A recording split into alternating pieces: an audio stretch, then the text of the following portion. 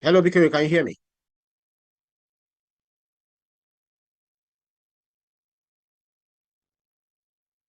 All right, we have a bit of connectivity issue with BKO, who is standing by to give us analysis of the topics we'll be discussing today concerning the voting going on in Anambra, as well as the Nnamdi Kanu, who got very angry and very abusive towards the judiciary, after getting Judgment Day, and also be looking at the Trump threats, talking about and America, the USA, President Trump, President of the United States, and are threatening to invade the country, Nigeria. But then Pastor Adeboye has demanded destruction of terrorists and the sponsors, asking the president to eliminate them within 90 days as he appeals to President Trump to hold on for 100 days. We'll have BKO joining back to the connectivity. But in the meantime, we would like to also get your comments. Drop a comment in the comment section so that we'll read your comments and we'll have a conversation. It's a packed full program today because so many things we'll be discussing during this live broadcast on YouTube. BKO, are you back?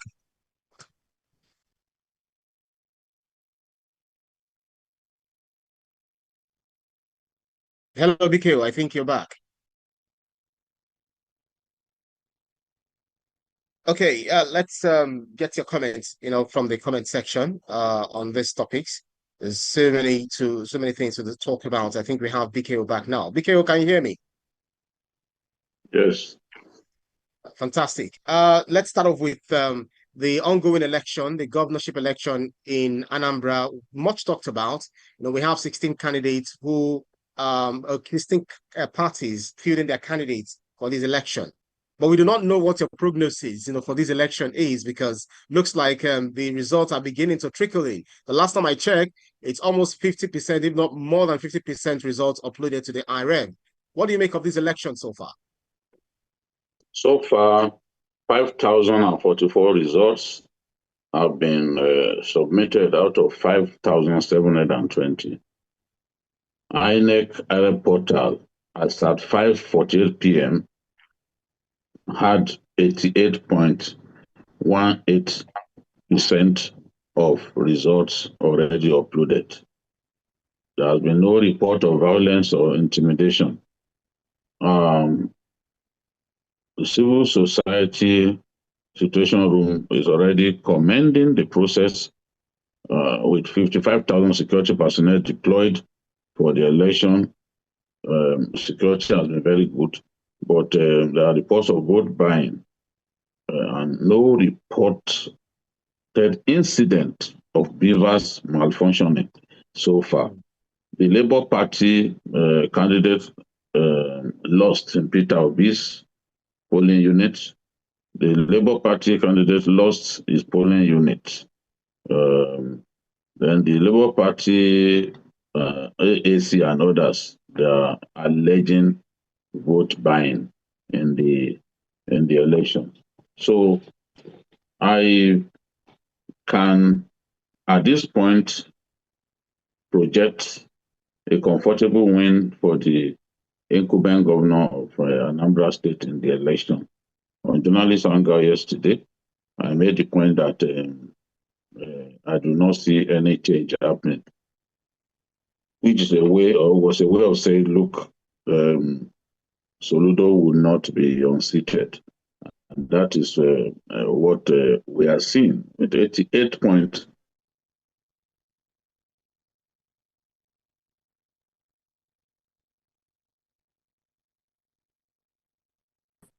One 8% of the results already uploaded. PM, all of the results will have come in. If at 5:48 PM we already had more than 80% of the votes in, I expect that by 9 PM everything should be in. So the governor has an unassailable lead at this point. I do not see anyone catching up with him or overtaking him.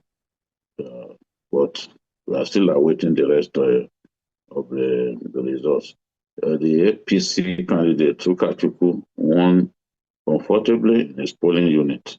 But we don't know whether he will win his local government. We don't have the result yet. Mongalu of Labour Party lost in his polling unit, was defeated in his polling unit. So Soludo continues to do well in the election. He has an unassailable lead. And the turnout at this election was generally higher than previous elections. Many people point to improved security this time around, or like what happened in the last election has improved security. So that has encouraged many people to turn out. And of course, Soludo also promised cash reward for local governments and wards where turnout is impressive. The goal is to surpass at least 30% or even 40% of the total registered voters. In the East, they hardly, more than 20% of the people hardly, of the registered voters hardly come out to vote. So they are trying this time to surpass that abysmal number. And Governor Soludo has promised cash reward where when local government and wards chapters of his party, ABGA, turn out in good numbers to vote, it's going to reward them after the election. So one cannot say that is what a vote buying. It's just a way of galvanizing people to come out on the election day. So that's how it is. Governor Soludo will be re-elected, and will be re-elected with an audacious lead. That is my projection. Absolutely, it's no doubt in the fact. Although you have actually not officially stated that he is one, because of course you know the rules. But based on your prognosis, and then you were also in Anambra, you could feel the pulse of the people, and then also spoke rather to the governor as well as the residents of Anambra. But then because of our time, let's change tack by looking at the Nnamdi Kanu saga. You know, he didn't hold back in court yesterday, calling the judge out for not knowing the law and perverting justice by, you know, ignoring constitutional basics. As the Federal High Court in Abuja fixed November the 20th to deliver judgment in his terrorism trial. Help us understand or help us make sense of this whole thing. Was this rant justifiable in any way? No, I don't think so. And I don't think I've seen where an accused person standing trial openly showed his anger in the way Nnamdi Kanu has done. I can understand that he's frustrated because at some point he wanted a political resolution of his matter. His lawyer announced in open court that they were open to resolving the matter out of court, but there was no traction on that. I wouldn't know why. All that Awumolo, the prosecuting counsel, said was that it was not in his place to determine whether the charges should be withdrawn in favor of an out-of-court settlement. Kanu said previously that he would restore peace to the Southeast once he's released, and that nobody in the Southeast can disobey him. None of the boys in the Southeast can disobey him. So, but I've always felt that, look, if the issue will be looked at, if the issue will be resolved politically or through dialogue, then Kanu should be ready to make some concessions. I don't know whether he agreed to some conditions. Without agreeing to some conditions, I do not see how government will simply allow him to go, given that he's seen by them as a combustible character. So this is the situation, and this is what I believe triggered his anger. Is clearly frustrated, and things are not moving in the right direction for him. Initially, he said he was going to defend himself, only for him. I mean, initially, he served his lawyers and said he would do the defense by himself, only to chicken out of that and said, no, I'm not even going to defend myself. So my suspicion is that since he did not enter any defense, he believes that the judgment will be set aside if and when the judge decides to sentence him. It will be set aside because he did not enter a defense. And the judge tried his best to get him to rethink that decision to not enter defense. So Kanu still insists. The moment he heard of the judgment date, he got angry and was saying all kinds of things. Like he said, useless mad people, you don't know what justice means. Your constitution says you cannot try anybody unless the law is written. Useless people, you don't know law. Your own constitution, you don't respect. Supreme Court judgment, you don't respect. Why are we in court of law? Why are we in a court of law? You think Britain can ask you to jail me and you will jail me? So Kanu claims that the Nigerian courts lack authority to try him. This is what he's been saying for some time, and that the law under which he is charged does not exist. But the Terrorism Prevention Amendment Act of 2013, which was duly passed by the National Assembly, Section 30 of that Amendment Act says the Federal High Court located in any part of Nigeria, regardless of where the offense is committed, shall have jurisdiction to try offenses under this act. And then in section 1, subsection 2 of the same law, terrorism is defined as any act deliberately done with malice, aforethought, which may seriously harm or damage a country or international organization, and is intended to intimidate a population, compel a government to act or abstain from acting, or destabilize a fundamental political, constitutional, economic, and social structure of the country. That is how terrorism is defined in that law amended in 2013.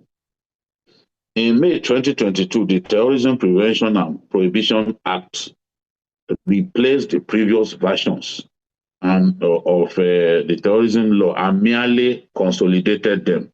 So it's not as if the law does not exist. So the laws, the terrorism law had always been there. But Kanu wants us to believe that there's no law upon which he should be tried. But the Terrorism Prevention and Prohibition Act of 2022 only consolidated the laws that already existed. So it's not like our terrorism law had not been there, it had been there. Even in 2015, when he was arrested, we had an anti-terrorism law.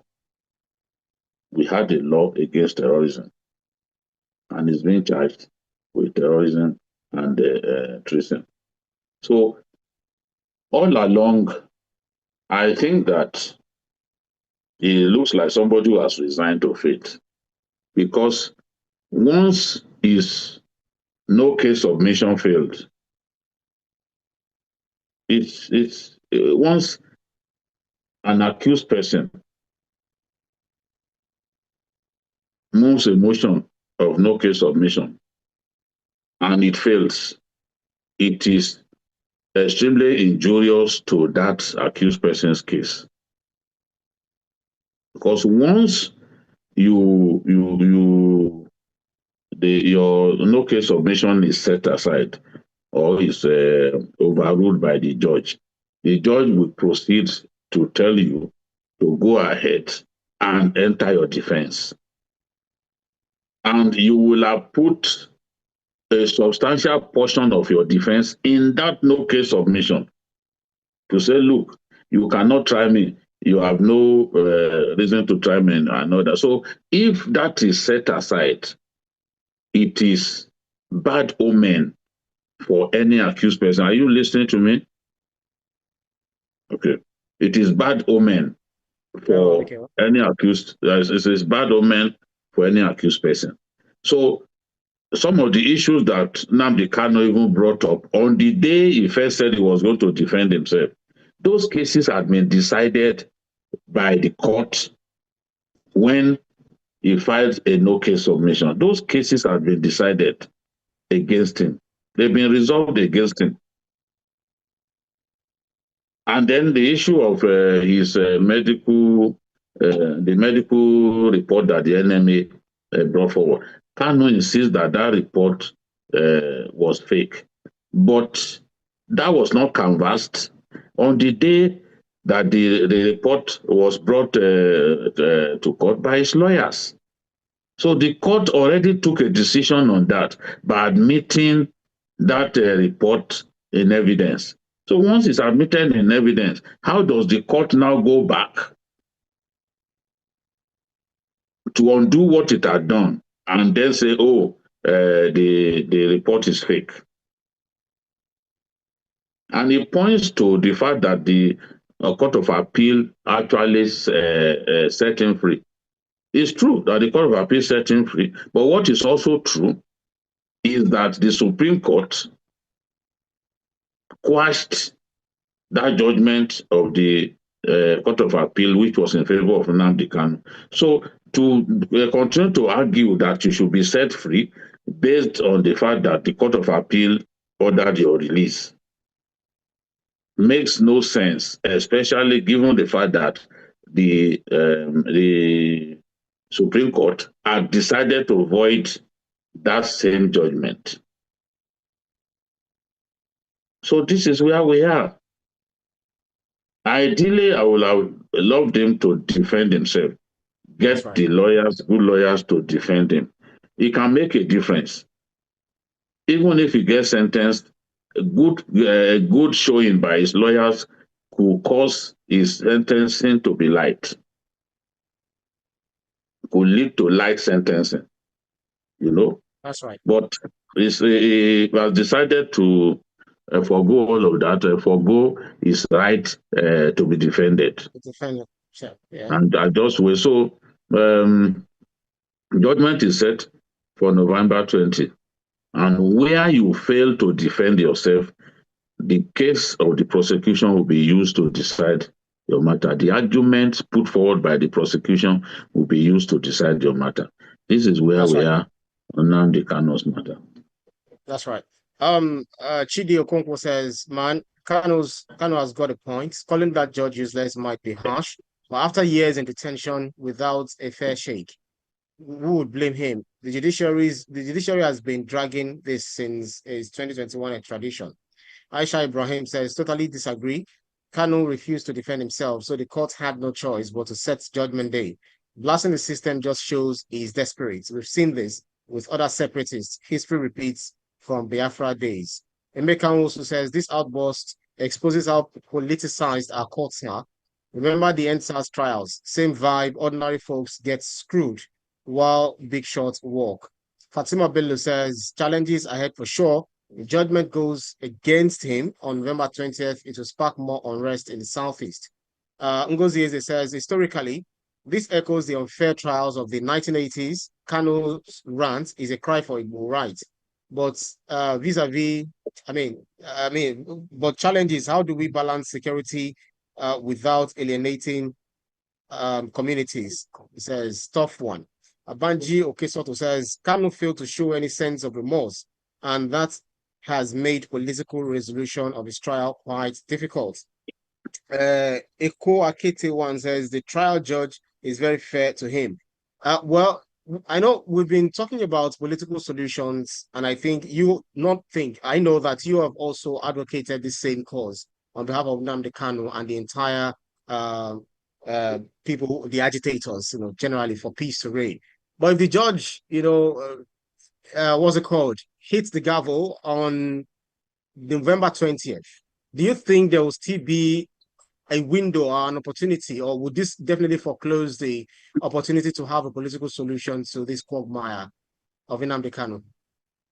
No, I don't think so, because this is not the final court. After this judgment, there will be Kanu will appeal. I expect him to appeal, and then after the appeal, the matter will go to the final court, which is the Supreme Court. So in between all of that, if there's genuine desire for rapprochement, a genuine desire to settle the matter out of court, and conditions are set, and both parties agree, then anything can happen.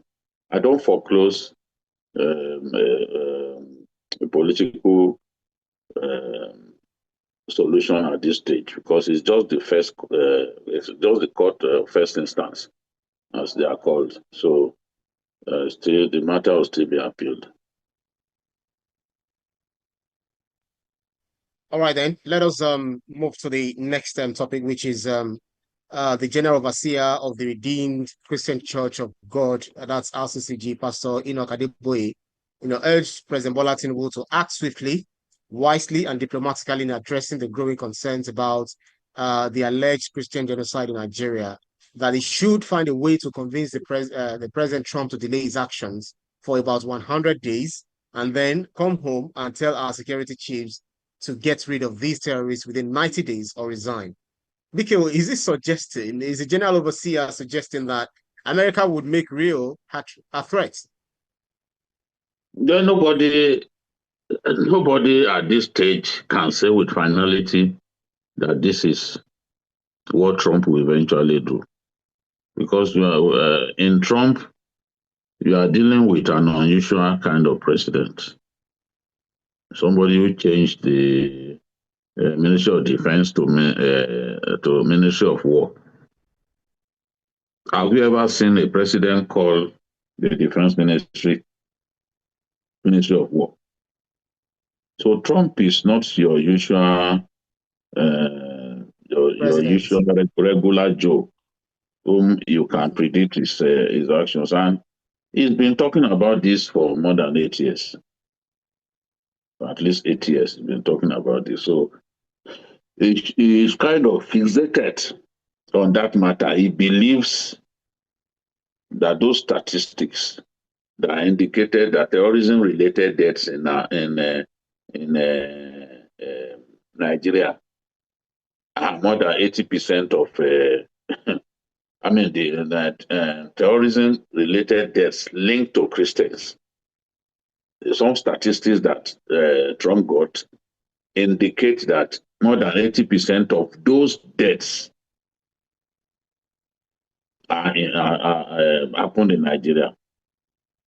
So he believes those statistics, and he's the sort of person that once he believes in something, it's difficult to convince. So he's convinced himself that Christians are being mindlessly killed. Remember, he confronted former President Buhari on this same matter when Buhari visited him in the US. So the next few days, I expect the Nigerian authorities to continue their diplomatic push for a resolution of this matter through the diplomatic back channels that they've been using. Somebody told me that our president has spoken with another prominent president to try and reach Donald Trump on his behalf. I don't know how far this is true, but I don't even think it's a bad idea. The president has spoken to another president of a big nation to talk to Trump on his behalf and try to explain these things. So, but let's not rule anything out. Let's not tell us that, oh, he will not bomb any part of Nigeria. He's not at war with Nigeria. He's at war.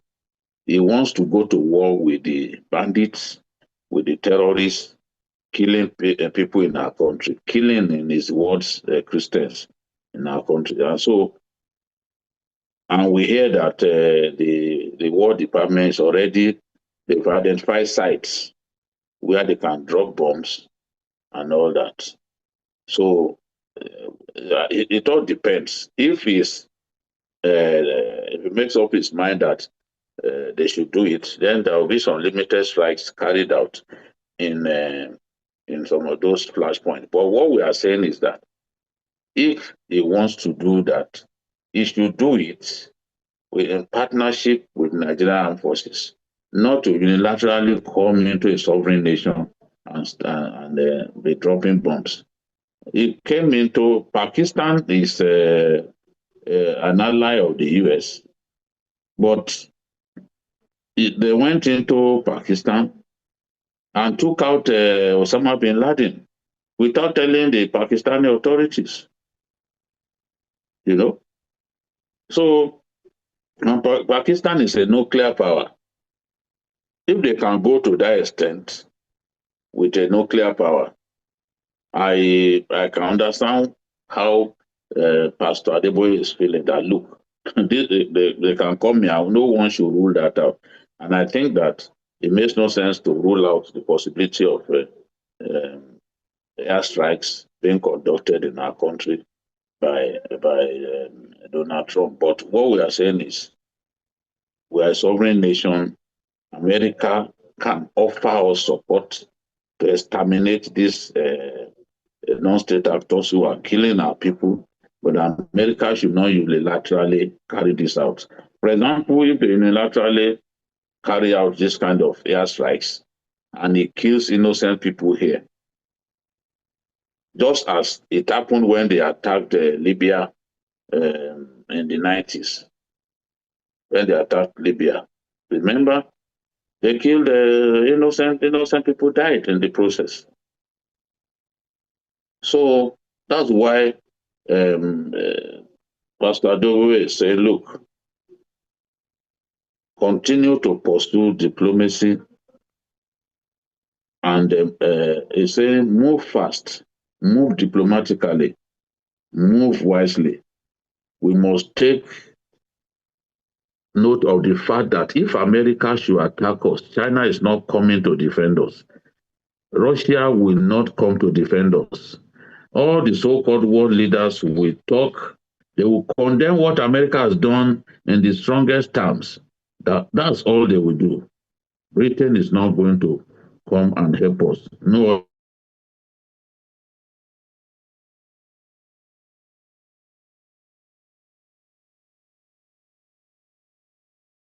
other foreign power will come to our aid. And he said,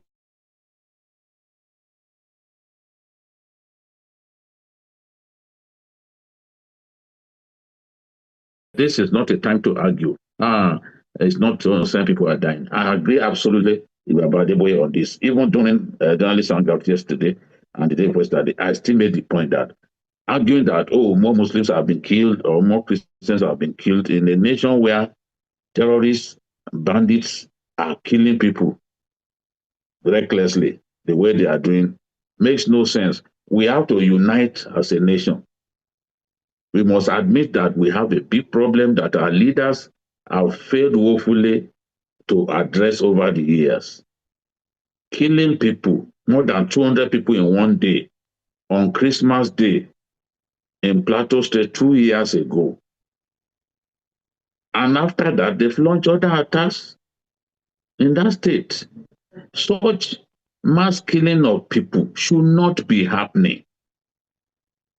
I don't know anywhere else in the world where people will just be killing innocent people the way they kill them in Nigeria. But in spite of that, I cannot support a foreign forces coming into our country to drop bombs here and there. No. What I will support is for us to find a way to work with those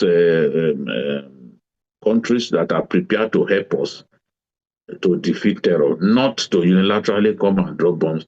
It humiliates us as a country, a sovereign nation, for another country to come and just drop bombs here and there in our country. And it's happening in the past when America got involved in the crisis in Somalia. The insurgents eventually dropped a Black Hawk military helicopter of the US. It landed in enemy territory and the pilot was dragged through the streets. So sometimes when America gets directly involved in conflicts in other nations, they get their fingers burnt. We are not saying, oh, that will happen in Nigeria, but we are saying that America should not unilaterally come into our country. If they are going to launch attacks on bandits, on terrorists in our country, it should be with the collaboration with Nigerian armed forces. That's what I will welcome. For example, if America will go to Timbuktu Triangle now, where we have a fake population of ISWAP, that has been their strong base for years, and we've not been able to flush them out of the place. If they will go to such a place, drop bombs, wipe those boys out, I will be happy. I will be happy to see them work together. The same way they got the support of the Nigerian army when they launched that audacious raid to rescue their citizens.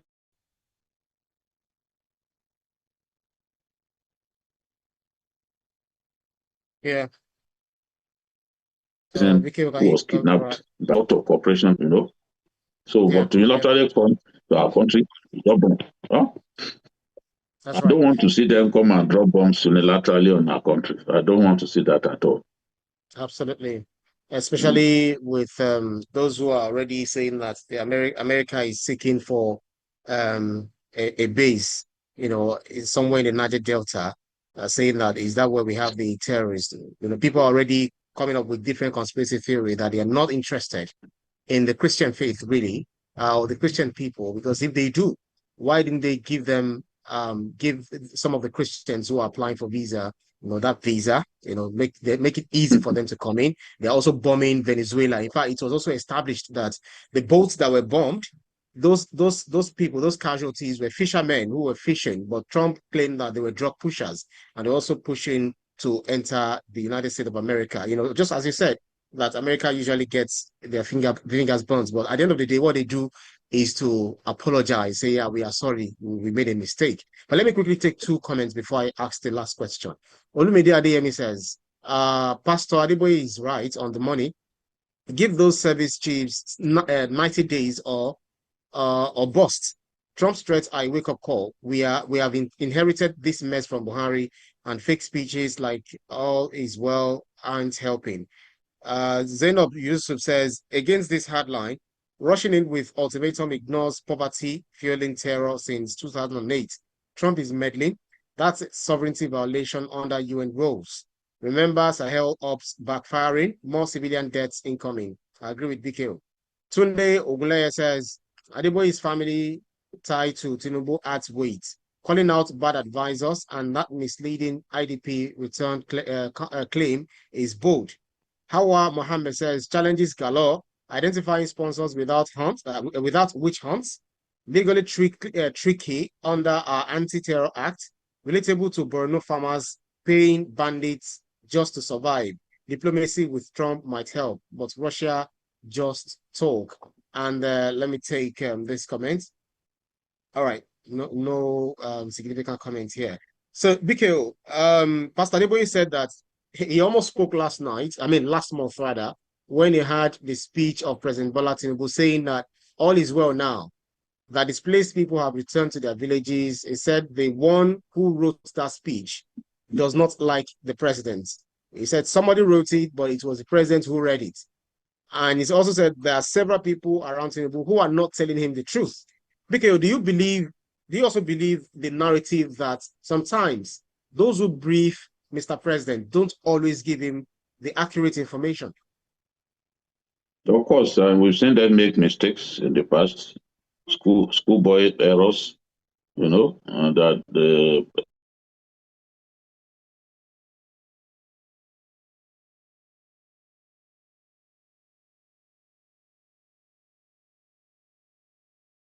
look at the matter. Who knows what he's doing? Will not advise the president to pardon.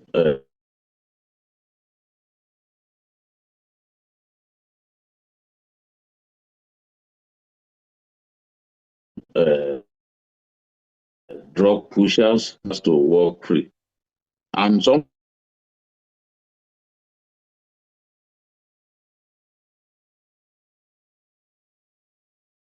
people sat down and wrote that kind of advice.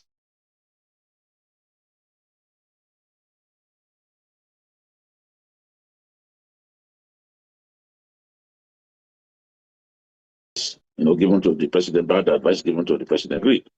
Even in bed.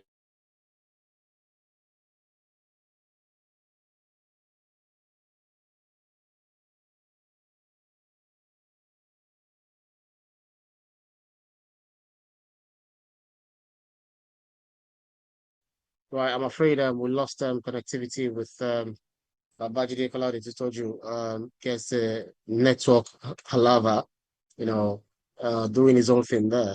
Hopefully he's able to rejoin. I think he's back. BK, we lost you.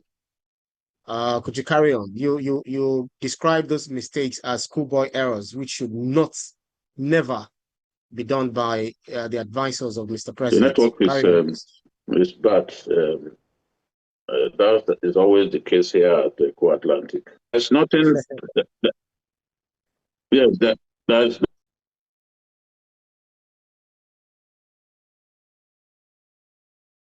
In fact, some of what you said out. So the president needs to act wisely at this.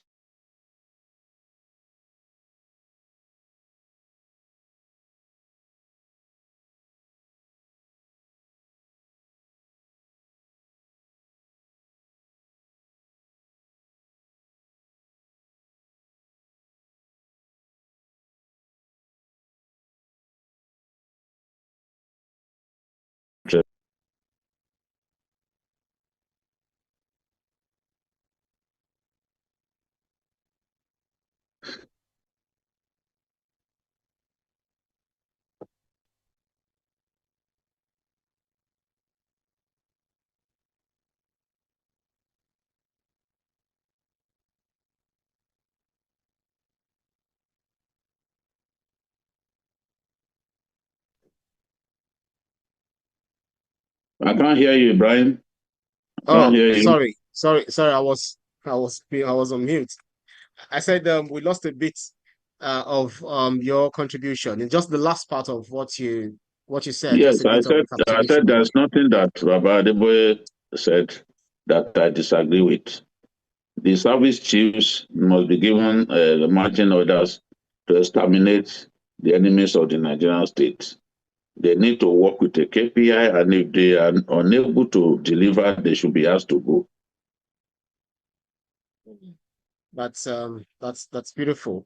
Let me see if I can take one more comment. I think we are actually out of time. Until we find those chiefs who will not deliver the goods. Awesome. Shegun Babalola says, for the demand echoes US post 9/11 resolve, Adeboye's push could finally protect villages like Owo after the 2022 attack. While historically, external pressure like in Chibok didn't fix much. We need homegrown fixes. Amina Sani says, opposing US strikes, it's neocolonialism. Like 1980s or 1960s meddling, Adeboye's 90-day call is good intent, but poverty is the root. BK, your final thoughts as we coast to Anambra. You've actually given your analysis of Anambra. You've made your prognosis, and then we believe that based on the indices of what we saw. But looking at the Labour Party's presidential candidates, according to reports from the grapevine, that it lost its polling units. to not even APGA, but to the APC. What does this say about his strength? Because it was in the news when he landed. He made a landfall in Anambra with his entourage, to support to garner support for the Labour Party candidate. What does this say about his own strength in his own base? When it comes to national election, in the last few years, when it comes to national election in Anambra State, Peter Obi is a lion, is a tiger. But when it comes to state elections, election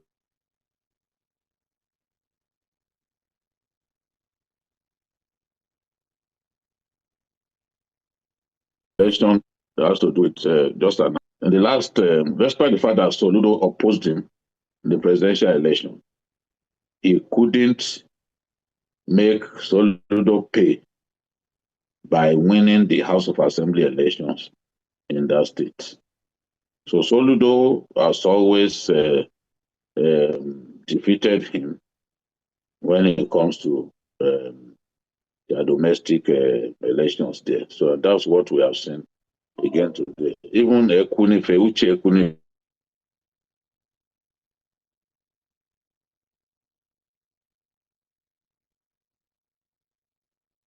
Uche Ekunife, Alanda Uche Ekunife also lost. So that's what we've been seeing.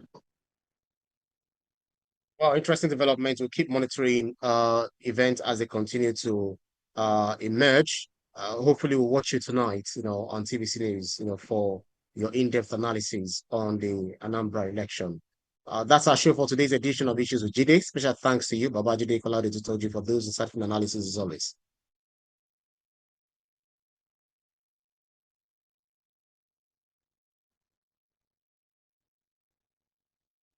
Well, and thanks to you to our audience for keeping our company on every edition. You can see the program anytime by subscribing to our YouTube channel, TVC News Nigeria. Click on the subscribe button to get the latest information. You can also follow us on our social media platforms at TVC News NG and also at Ibrahim_Shita. On behalf of the rest of the team, I'm Ibrahim Shita. See you again next edition. Bye for now. Bye-bye, Mikhail.